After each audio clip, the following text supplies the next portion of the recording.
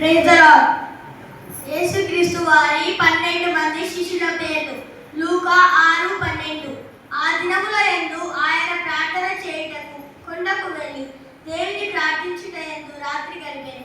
ఉదయమైనప్పుడు ఆయన తన శిష్యులను పిలిచి వారిలో 12 మందిని ఏర్పరచి వారికి అపోస్తలులు అని పేరు పెట్టెను.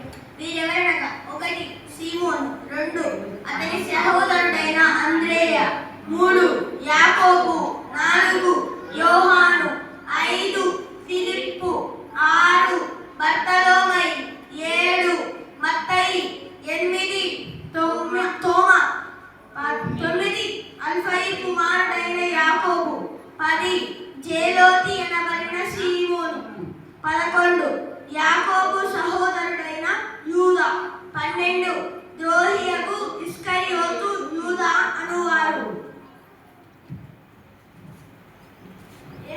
యేసు ప్రభువారి కొండ మీది ప్రసంగము. మత్తయి 5:1.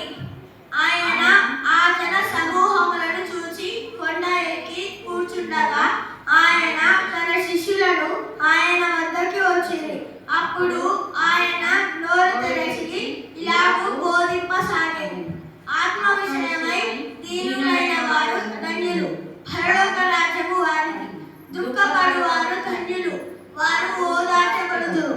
సాత్వికులు ధన్యులు, వారు భూలోకములకు స్వతంత్రించుకొదురు. నీతి కొరకు ఆకలి దప్పులు గలవారు ధన్యులు, వారు తృప్తిపరచబడుదురు. కనికరము గలవారు ధన్యులు, వారు కనికరము పొందుదురు. హృదయ శుద్ధి గలవారు ధన్యులు, వారు దేవుని కుమారులు అనబడుదురు. నీతి నిమిత్తము హింసింపబడువారు ధన్యులు, పరలోక రాజ్యము వారిది. ఆమేన్. హల్లెలూయా.